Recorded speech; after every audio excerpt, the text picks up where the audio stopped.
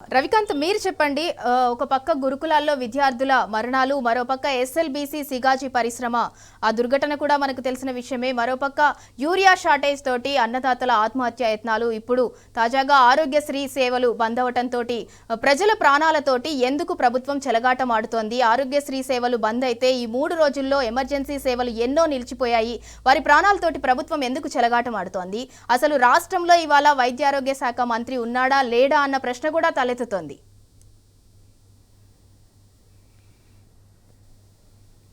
సింధురా ఏ ప్రభుత్వానికైనా విద్యా వైద్యం అనేది టాప్ ప్రియారిటీగా ఉండాలి. ఎందుకంటే ప్రజల జీవితాలతో ముడిపడి ఉన్నటువంటి ఈ అంశాలు ప్రజల భవిష్యత్తుకు సంబంధించినటువంటి ఈ 2 అంశాలకు సంబంధించి చాలా కీలకంగా చాలా సూక్ష్మమైనటువంటి ఆలోచన విధానంతో వాటిని టాప్ ప్రియారిటీగా తీసుకుని నడిపించడం అనేది జరుగుతూ ఉంటుంది. కానీ కాంగ్రెస్ ప్రభుత్వం ఎప్పుడైతే రాష్ట్రంలో ఏర్పడిందో అప్పటి నుంచి ఈ 2 శాఖలను కూడా పూర్తిగా నిర్వీర్యం చేసేటువంటి ప్రయత్నం చేస్తూ ఉన్నారు. ప్రధానంగా వరంగల్ జిల్లా మనం చూసినట్టయితే ఇక్కడ ఎంజిఎం ఆసుపత్రి చాలా కీలకంగా ఉంటుంది.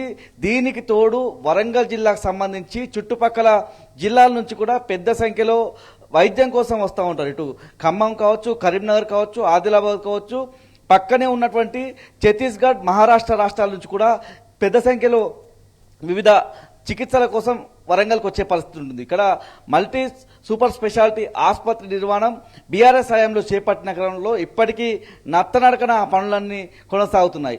బీఆర్ఎస్ ప్రభుత్వం ఎప్పుడైతే రాష్ట్రంలో అధికారం కోల్పోయిందో 2023 ఆ సమయంలో ప్రారంభం కావాల్సినటువంటి ఆసుపత్రి ఆ సందర్భంలో ఎన్నికల కోడ్ కారణంగా ఆ పనులు మరో 10% ఉండగా అప్పుడు ఆగిపోయినటువంటి పనులు ఇప్పటికీ నత్తనడకన కొనసాగుతున్నాయి. 20 నెలలు అవుతా ఉంది.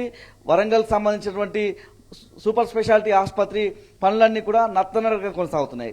ముఖ్యంగా ఆ ఆసుపత్రి కనుక ప్రారంభమైతే దాని పేరంతా కూడా కేసీఆర్కి పోతుందన్నటువంటి ఒక భావన. దాన్ని ముందుగా 24 అంతస్తుల ఆసుపత్రిగా ఉంది. ఈ ప్రమాణాలతో ఎక్కడ ఇంత ఎత్తులో ఆసుపత్రి ఉండదని చెప్పేటువంటి ప్రయత్నం చేశారు. అలా కాదు, దేశంలో ఇట్లాంటి ఆసుపత్రులు ఉన్నాయనే విధంగా తర్వాత వెలుగులోకి వచ్చింది. దీంతో 24 అంతస్తుల ఆసుపత్రిని ఈ దసరాకే ప్రారంభించాలన్నటువంటి ఆలోచన చేశారు. దసరా వచ్చింది, ఇంకా ఆ పనులు నత్తనడకనే కొనసాగుతున్నాయి. ఎందుకంటే వరంగల్లో ఉన్నటువంటి ఈ మల్టీ సూపర్ స్పెషాలిటీ ఆసుపత్రి వివిధ సూపర్ స్పెషాలిటీ విభాగాలకు సంబంధించిన చికిత్స అందిస్తుంది కాబట్టి పేద ప్రజలకు ఇదొక సంజీవనిగా ఉండేటువంటి ఆసుపత్రి. ఈ ఆసుపత్రిని పడకేసినటువంటి పరిస్థితి పూర్తిగా ఎంజిఎం లాంటి ఆసుపత్రి కావచ్చు, ఉమ్మడి వరంగల్ జిల్లాకు సంబంధించి ప్రభుత్వ ఆసుపత్రులకు ఏదైతే ఆరోగ్యశ్రీ సేవలు నిలిచిపోవడం వల్ల తాకిడి పెరిగింది.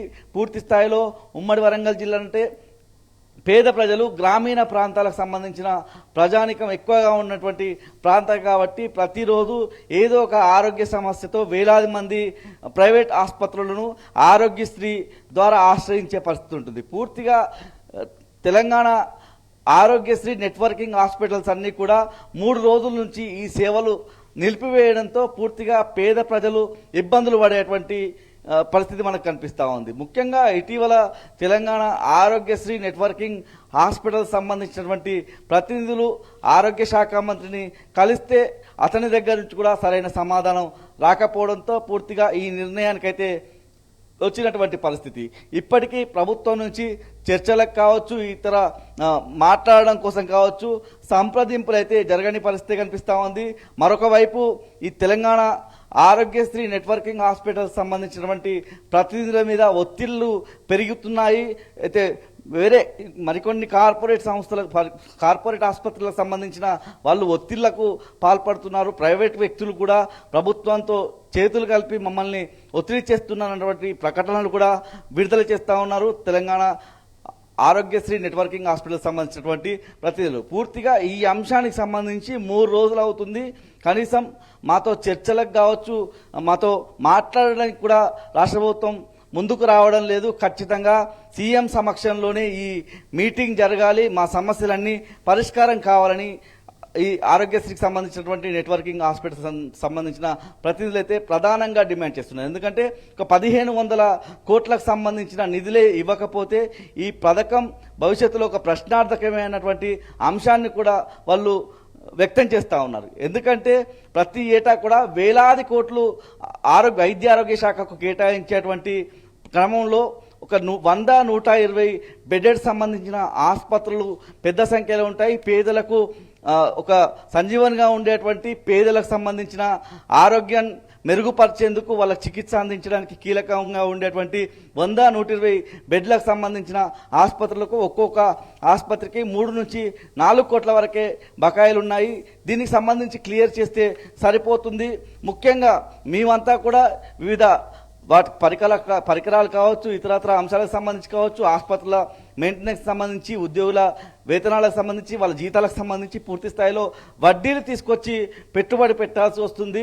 రాష్ట్ర ప్రభుత్వానికి సంబంధించి పూర్తిగా వాళ్లకు ఆ బిల్ చేసి ఆరోగ్యశ్రీ ట్రస్టుకు పంపించిన తర్వాత కనీసం 2 సంవత్సరాలైనా మా బకాయిలు చెల్లించకపోతే మేమేమైపోవాలన్నటువంటి అంశంలో డాక్టర్లంతా కూడా ఒక ఆవేదన చెందుతున్న సందర్భం మనకైతే చూస్తూ ఉన్నాం. పూర్తి స్థాయిలో తెలంగాణ వ్యాప్తంగా ఇదే పరిస్థితి కనిపిస్తూ ఉంది.